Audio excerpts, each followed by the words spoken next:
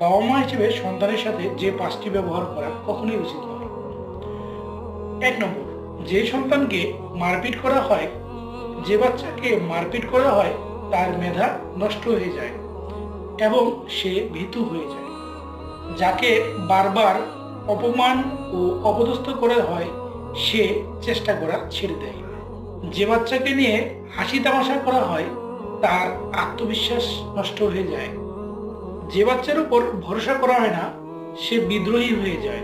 যে বাচ্চার প্রশংসা করা হয় না সে নিজেকে পছন্দ করা ছেড়ে দেয়।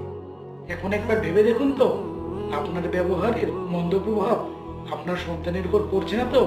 দয়া করে কমেন্ট করুন, ফলো করে, লাইক করে সাথে থাকুন।